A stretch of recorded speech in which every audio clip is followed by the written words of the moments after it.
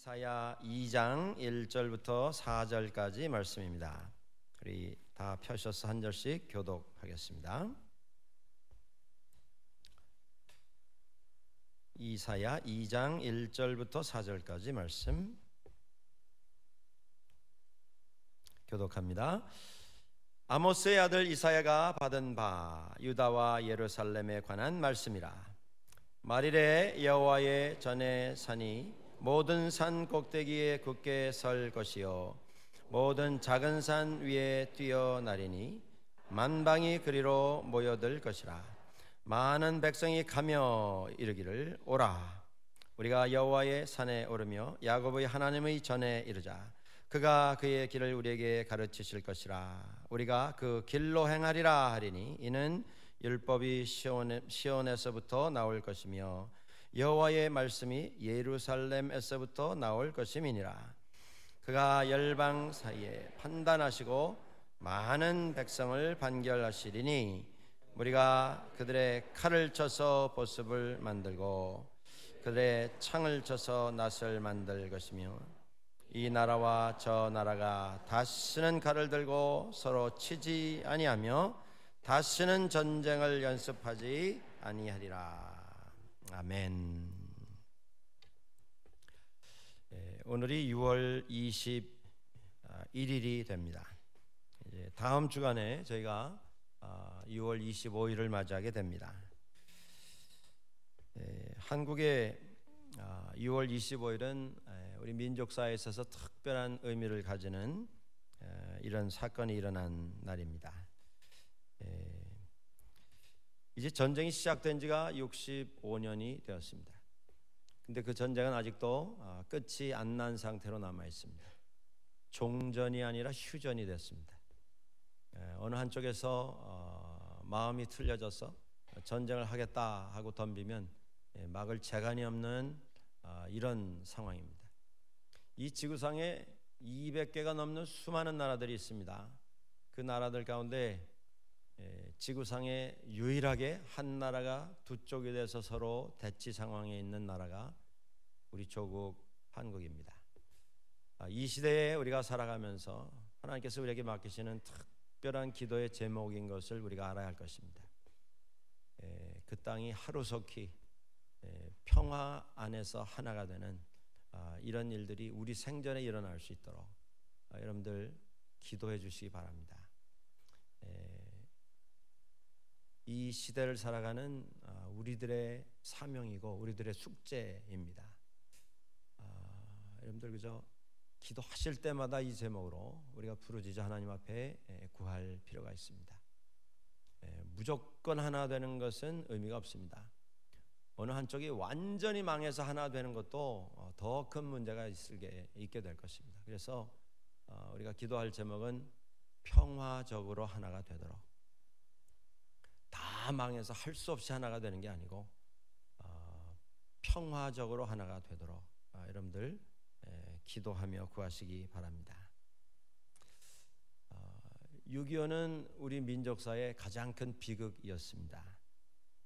그 전쟁 속에서 남한에 있던 분들 가운데 한 160만 명이 부상을 당하고 사망했습니다. 북한에 있던 분들은 배가 넘습니다. 한 350만 명 부상을 당하고 또 사망을 했습니다. 유엔군이 한 15만 명 사상자가 나왔고 참전하여 뛰어들었던 중공군이 한 95만 명이 또 사상자가 나왔습니다. 600만이 넘는 인명피해가 난 것입니다.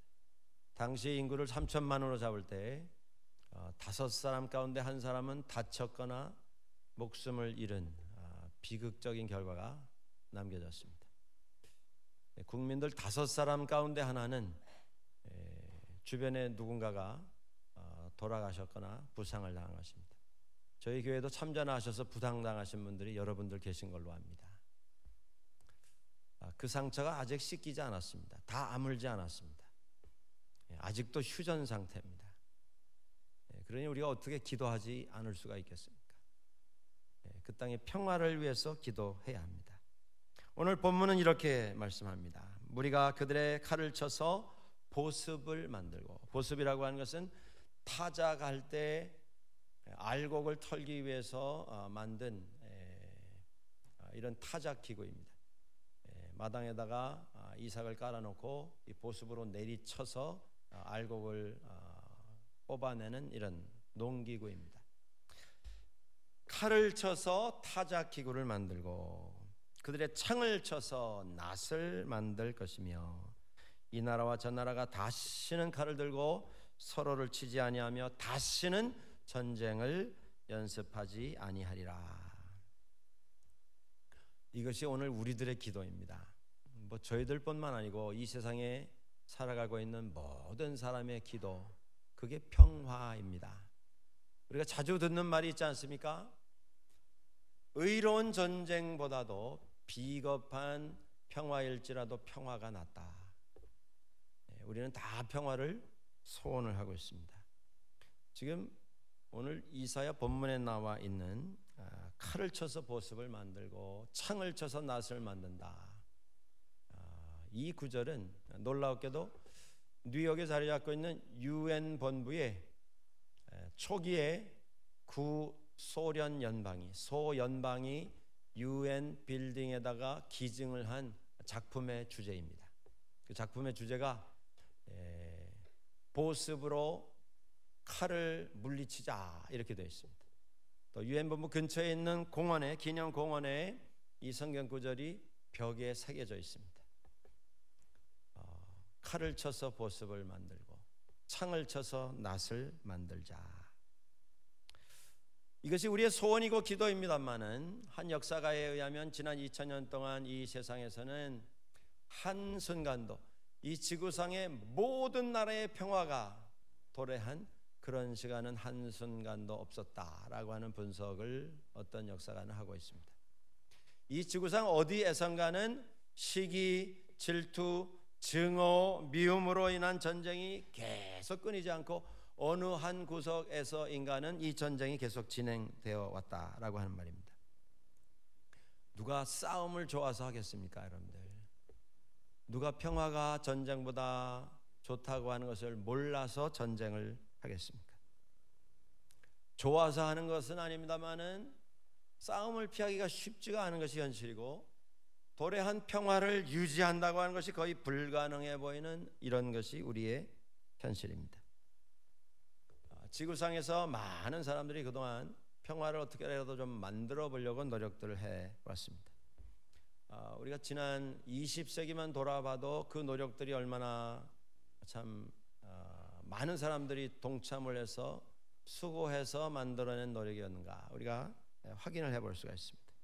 1899년에 네덜란드 헤이그에서 만국 평화회담이 열렸습니다. 그때 우리 한국에서도 고종임금이 이준열사를 비밀리에 파송을 해서 우리 대한제국이 당면한 그 어려운 상황, 일본이 한국을 다 통째로 삼키려고 하는 이 의도를 폭로하는 이러한 일들을 진행했던 회의입니다. 그곳에 40개국이 넘는 강대국들이 모여서 좀 평화를 만들어 살자, 이런 일을 논의를 했습니다. 그 일이 잘 진행되는 것을 보면서 미국의 유명한 부호인 카네기라고 하는 기업가가 엄청난 돈을 내서 헤이그에다가 평화의 궁전, 피스 팔레스라고 하는 이런 20세기의 기념비적인 건물을 지었습니다. 그 건물은 지금도 유엔의 국제사법재판소 건물로 이렇게 사용이 되고 있는 아주 역사가 있고 예술적 가치가 높은 기념비적인 건물로 남아 있습니다. 그런데 그 기념비적인 평화의 궁전, 그것이 완성이 되던 1914년에 유럽에서는 제1차 세계대전이 터졌습니다. 그 우연의 일치와 같은, 그러나 뭔가 우리에게 고발하고 도전하고 무엇인가를 지적하고 있는 이 역사적인 사건 속에서 우리는 많은 걸 깨닫게 됩니다. 무슨 기념 건물 짓고 궁전 짓는다고 평화가 오는 건 아니더라, 그런 말씀입니다. 어마어마한 돈을 들여서 무슨 골기대를 하고 다 머리에 띠를 띠고 길거리에 나가서 시위를 하고 대규모로 무슨 구호를 외치고 한다고 해서 평화가 오는 건 아니더라, 그런 말씀입니다. 아마 그렇게 해서 평화가 도래한다면 우리 조국 한국 땅은 벌써 지상 천국이 됐을 겁니다. 얼마나 많은 기념관, 기념비, 골기대가 있어 왔습니까? 이렇게 노력을 했는데 전쟁이 터졌습니다. 1000만 명이 살상을 당했습니다. 전쟁 끝나고 사람들이 다시 모였습니다. 이래 가지고는 안 되겠다. 우리가 정말 평화를 만들어야 하겠다. 1919년에 불란사에 모여서 또 회의를 합니다. 그리고 몇 가지 기본 원칙에 합의를 합니다. 강대국들이 다시는 이런 일이 반복되지 않도록 하자. 그래서 강대국들이 다 거기다 서명을 했습니다. 우리가 이걸 지킬 것을 약속한다. 그 종이의 잉크도 마르기 전에 20년 후에 1939년에 세계 제2차 대전이 터졌습니다. 5천만이 넘는 사람들이 살상을 당했습니다.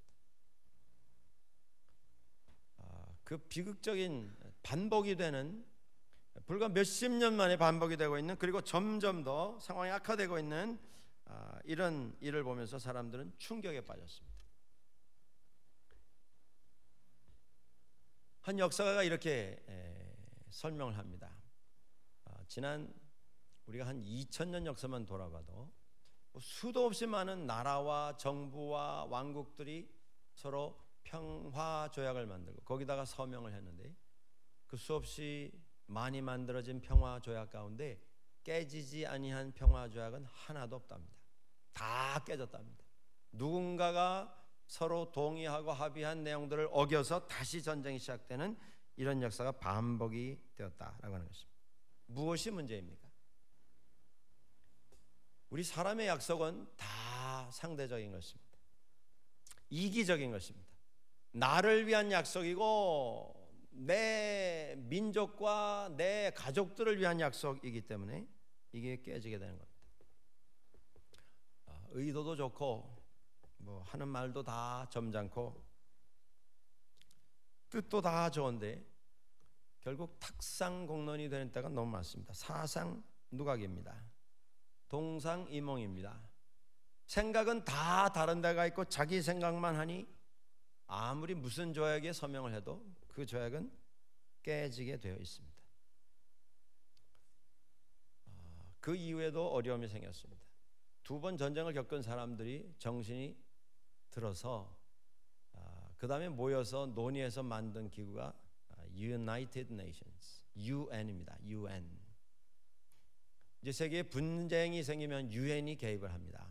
분석을 하고 원인을 누가 제공했는가 그래가지고 제재를 합니다. 국제사회의 의사를 전달하고 그것에 협조하지 아니하는 나라에 대해서는 불이익을 당하도록 국제적으로 공조를 해서 협조를 해서 그 나라에게 계속 부담을 줍니다. 그게 경제 제재입니다. embargo. 수입도 못하게 하고 수출도 못하게 해서 숨통을 조여서 항복하게 만들겠다 이겁니다. 의도는 좋습니다. 방법도 신사적인 것 같습니다. 그래도 전쟁은 아니지 않습니까? 그런데 이것을 실행을 했는데 해보니까 그것도 어려운 일이 많이 생기는 걸 봤습니다. 그 좋은 예가 북한입니다, 여러분들. 그 좋은 예가 큐바이고 이라크이고 이란이고 또 아프가니스탄 이런 나라들입니다. 독재자의 숨통을 조이겠다고 시작한 경제 제재인데 정작 독재자는 피둥피둥 살이 쪄서 혈색만 점점 더 좋아집니다. 골병 드는 것은 먹을 것 없어서 굶어 죽는 서민들이고 먹을 약이 없어서 병 치료 못하고 죽어가는 백성들이고 먹을 것이 없어서 성장기에 성장하지 못하고 성장기를 놓쳐서 평생 신체의 이상을 가지고 살아야 하는 어린 아이들인 것을 저희들은 보아왔습니다. 어떻게 하든 좀 말로 해서 해결해보자 이런 의도인데 이게 종이 호랑이 같은 것이어서 듣지 아니하는 사람에게는 아무 효력이 없게 되었습니다. 그래서 등장한 것이 그 다음 차례에 유엔에서 시작한 군사활동입니다.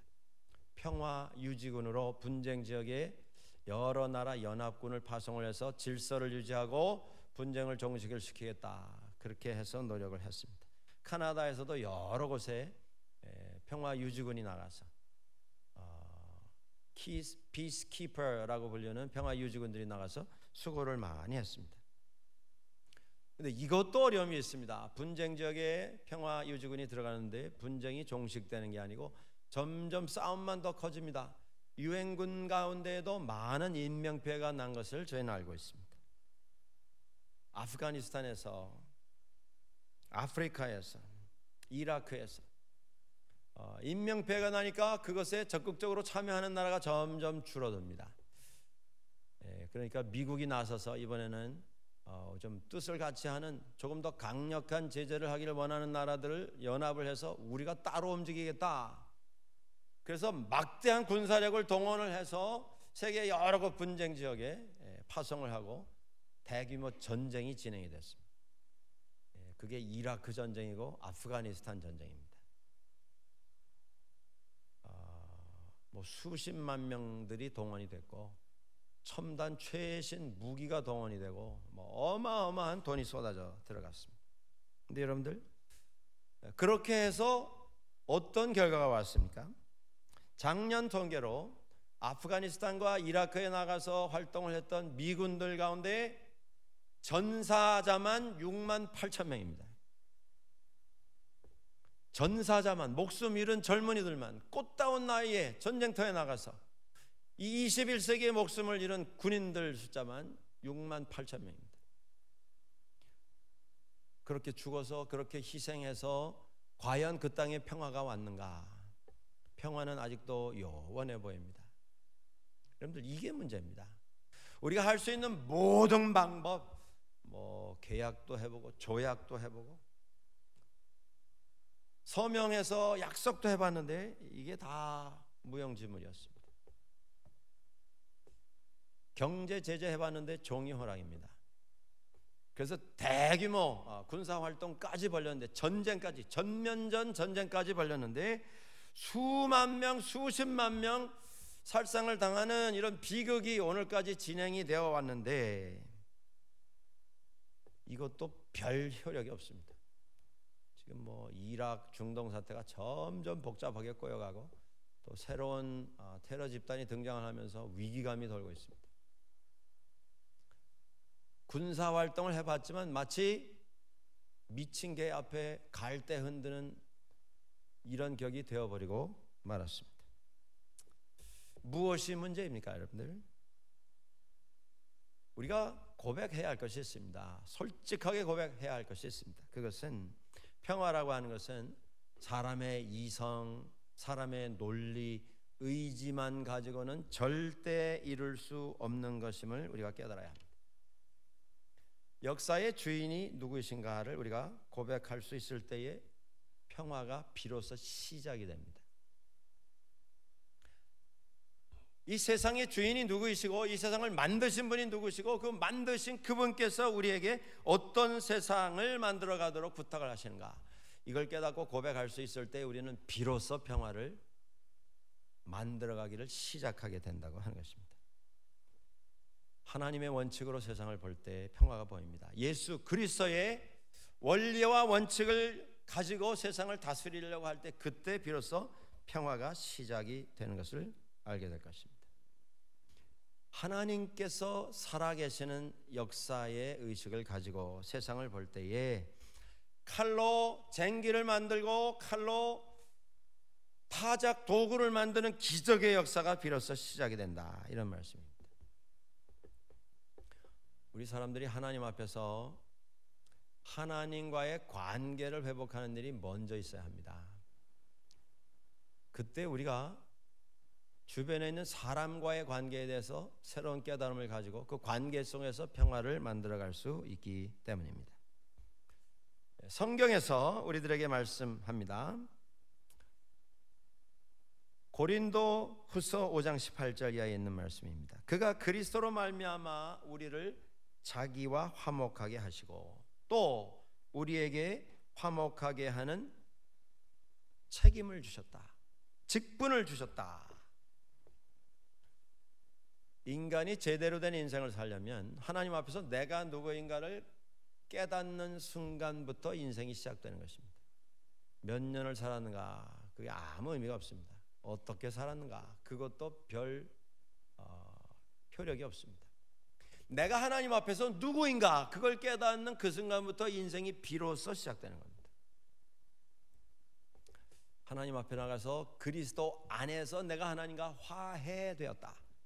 내가 하나님 앞에 나가서 하나님 나와 화해하십시다가 아니고 하나님께서 나를 받아주심으로 내가 하나님의 백성으로 회복되었다.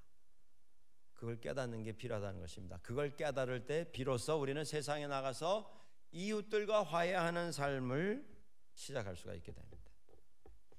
이 깨달음 없이는 평화를 만든다고 하는 것은 그건 그냥 소꿉장난하는 것입니다. 서류 멋있게 만들어서 기념식하고 거기 서명을 백날 해봐야 그 언약은 깨어지게 되어 있습니다. 내가 하나님과 화해된 것은 내가 아니라 하나님의 사랑 때문에 하나님께서 나를 받아주심으로 이 세상의 주인이신 하나님께서 나를 당신의 자녀 삼아 주심으로 가능하게 되었다. 그게 종적인 화해입니다. 그 화해를 깨달은 사람이 횡적인 화해를 만들 수 있습니다. 그게 십자가입니다, 여러분들. 이 둘이 만나야 믿음이고 신앙입니다.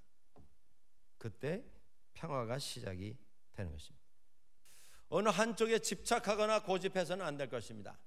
하나님 앞에 나가서 진정으로 회개하고 하나님과 화해된 그 기쁨 우리에게 꼭 필요한 것입니다만은 그 기쁨에 도취하여서 자기가 이 세상에서 마치 유일한 성인 군자인 양 천국의 천군 천사가 된 양 착각하여서 그곳에 도취해서 그 관계만 유지하려고 인생 다 쏟아붓는 사람, 이건 잘 믿는 믿음의 모습이 아닙니다.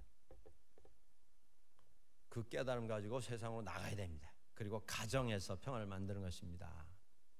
이웃들과 평화를 만드는 것입니다. 여러분들 교회에서 평화를 만드는 것입니다. 우리가 교회 와서까지도 평화를 만들지 못하면 여기 와 있는 목적이 뭐고 이유가 무엇이겠습니까? 아무 소용없는 것입니다. 그냥 종교 활동하는 것입니다. 우리는 믿음 생활하는 게 아니고 하나님께서 주신 화해의 역사를 가지고 이웃들과 평화를 만드는 것, 그게 믿음 생활입니다. 그때 평화가 비로소 시작이 됩니다. 평화라고 하는 것은 구체적인 용단과 구체적인 결단을 요구합니다. 그 용단과 결단이라고 하는 것은 다른 것이 아니라 서로를 향한 회개와 용서의 결단, 그것입니다. 우리가 평화를 다 원하지 않습니까? 그런데 평화는 반드시 상대적인 것입니다. 혼자 평화를 이룰 수 없습니다, 여러분들. 관계 속에 있는 양자가 서로 화해할 때 평화가 이루어집니다. 문제가 어디에 있습니까? 평화가 상대적임에도 불구하고 믿는 분들 가운데 가끔 이렇게 말씀하시는 분들이 있습니다. 나는 저 사람이 어떻게 하든 나는 저 사람 다 용서했다. 이제 나는 이 일에 대해서는 아무 관련이 없다. 왜냐하면 나는 내 마음속에서 다 용서하고 다 해결됐기 때문에. 여러분들 그건 아직 반쪽 평화입니다. 그건 아직 온전한 평화가 아닙니다. 그건 오히려 신앙 안에서 우리가 가져야 할 부담을 피해가려고 하는 하나의 변명이 될 수 있습니다. 관계 속에서 만들어진 어려움이기에 관계 속에서 풀어야 합니다. 나만 용서하는 게 아니고 상대방에게 용서받아야 합니다. 상대방을 내가 용서해야 합니다. 그때 평화가 이루어집니다. 싸우고 나서 한쪽만 해결되면 해결되는 게 아닌 것입니다. 우리가 먼저 회개의 마음을 가져야 합니다. 믿는 분들 가운데 그런 말씀 많이 하십니다. 그까짓 것 믿는 사람들인데 용서하면 될 거 아니야. 용서하면. 여러분들 그건 피해자가 할 수 있는 말이지 가해자가 할 수 있는 말은 아닙니다. 피해자가 나는 당신을 용서합니다. 그러면 용서가 되는 것이죠. 근데 가해자가 그까짓 것 좀 용서하면 다 끝날 건데 왜 그러냐, 그렇게 말하는 건 그건 이치가 아닐 것입니다. 그런데 문제가 뭐냐 하면 항상 어떤 긴장 상태이든 어떤 분쟁이든 들여다보면 피해자만 둘 있습니다. 가해자는 없습니다. 다 내가 피해받았고 내가 상처받았고 내가 이래서 마음이 상했고 그런 주장만 하지 한 사람도 제가 잘못했습니다, 용서를 빕니다 하는 사람이 없습니다. 이게 문제입니다, 여러분들.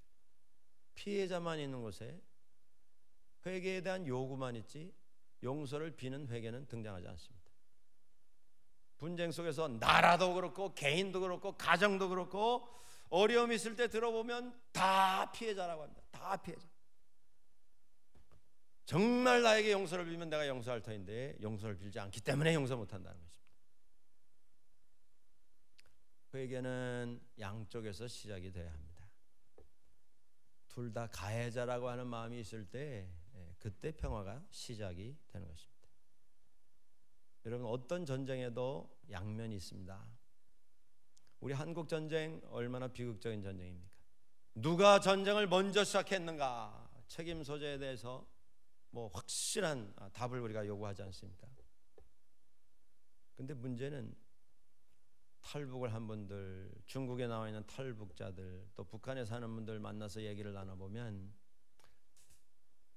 누가 전쟁을 먼저 일으켰는가, 그것에 대해서 그들이 쇠뇌 교육을 받아서 그들이 주장하는 그 논리를 떠나서 기본적으로 그들이 하는 말이 있습니다. 무슨 말을 하냐면 한국 전쟁 때 평양 시내에 떨어진 폭탄의 숫자와 그 당시에 평양에서 살고 있었던 시민들 숫자를 계산으로 나누어 보면 평양 주민 한 사람당 폭탄이 10개 정도 떨어졌답니다.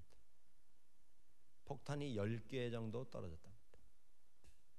그리고 비오도 쏟아지는 폭탄 속에 살아남은 사람들이 참 용한 것이죠. 그분들 가운데 이런 말씀하는 분들이 있습니다. 전쟁을 누가 일으켰고 그 전쟁이 왜 일어났고 그걸 떠나서 그래도 우리가 피를 나는 동족인데 동족들 간에 싸움이 나는데 그 싸움 중에 머리 위에다가 사람 한 사람당 폭탄을 10개를 쏟아부으면 이건 어쩌라는 거냐, 다 죽으라는 말이 아니었겠는가. 여러분들, 남북의 문제는 이게 문제입니다. 양쪽 다 피해자만 있습니다. 그런데 정말 양쪽 다 피해자입니다. 물론 정치했던 사람들, 결정을 내린 사람들 책임을 져야 할 이런 문제는 확실합니다만은 일반 주민들은 양쪽이 다 피해자고 양쪽이 다 상처를 입은 사람들. 그러니까 이 문제가 해결되려면 서로에게 용서를 빌어야 하는 이런 결단이 필요합니다. 65년이 지났습니다. 6.25 전쟁이 일어난 지가. 그런데 아직도 끝이 안 났습니다. 65라고 하는 숫자가 가지는 특별한 상징적인 의미가 있지 않습니까? 뭔가를 이제 좀 매듭을 짓고 정리를 해야 하는 숫자가 아닙니까? 그런데도 아직도 열린 상처이고 끝나지 않은 전쟁이고 서로 총뿌리를 겨누고 기회를 보고 긴장 상태를 유지하는 비극이 아직도 진행이 되고 있습니다. 이 비극 속에서 서로를 보면서 비난합니다. 너희들이 먼저 잘못했다. 너희들이 먼저 회개하라. 그럼 우리가 용서하겠다. 영원히 평화는 오지 않습니다. 좀 싸매려고 하는, 품으려고 하는, 서로를 좀 용서하려고 하는, 그리고 용서를 비는 이런 결단이 필요하다, 이 말씀입니다. 한국과 일본 관계가 요즘에 더 어려워지고 있는 것 같습니다. 여러분들, 한국이 광복된 지가 70년이 되었는데 아직도 일본과의 관계가 쉽지가 않습니다. 한국에서 여론조사를 하면 세계에서 제일 싫은 나라 항상 1등이 일본입니다. 1등. 그런데 일본의 전후 세대의 사람들은 그 여론조사 결과를 이해를 할 수 없다, 또 이렇게 말합니다. 저는 직접 제가 들었습니다. 그분들이 이야기를 합니다. 아니 한국이 우리가 가깝기도 제일 가깝고 역사적으로도 뭐 서로 이렇게 주고받는 이런 역사가 오래 지속이 됐는데 왜 한국 사람들은 일본 사람들을 이렇게 미워하는지 자기들은 이해를 못하겠다는. 이것도 품어야 될 문제입니다, 여러분들. 전후 세대는 일본이 전쟁 시기와 그 이전에 한국 땅과 중국 땅에서 어떤 만행을 저질렀는가에 대해서 배우지를 못했습니다. 너무 이것이 참 답답하고 억울한 이런 상황입니다만은 제 나이 또래, 제 나이보다 조금 많은 1945년 이후에 태어난 사람들 만나서 이야기를 들으면 그들이 학교에서 선생님으로 일하고 회사에 중역을 맡아서 사회 지도급에 나가서 활발히 활동하는 분들인데 그분들이 한번 만나서 깊게 한번 이야기를 해서 봤습니다. 일본 강점 36년 동안 한국 땅에서 어떤 만행을 저질렀는지. 여러분들 그 사람들이 뭐라고 하시는지 아십니까? 깜짝 놀라면서 하는 얘기가 이런 얘기는 처음 듣는답니다. 그들이 대학 공부까지 하고 대학원 이상의 공부를 했는데 아무도 그 문제에 대해서 가르쳐주고 말해준 사람이 없었답니다. 그동안 아주 충격을 받는 모습을 제가 직접 보았습니다. 그러니까 이것이 계속 가해자의 또 피해자의 심정으로 누군가를 비난해서 책임 소재를 따지려고 하는 그런 태도만 가지고는 해결점이 없습니다. 서로 품어야 됩니다. 용서를 요구를 하되 용서하는 마음 또 용서를 비는 마음도 함께 갈 때에 그것에 평화가 시작이 될 것입니다. 용서에 인색해서는 안 되겠습니다. 우리가 늘 기도하지 않습니까? 우리가 우리에게 잘못한 사람을 용서한 것처럼 우리의 죄를 하나님 용서하여 주시옵소서. 에베소서 4장 32절은 우리에게 이렇게 말씀합니다. 서로 친절하게 하며 불쌍하게 여기며 서로 용서하기를 하나님이 그리스도 안에서 너희를 용서하신과 같이 하라.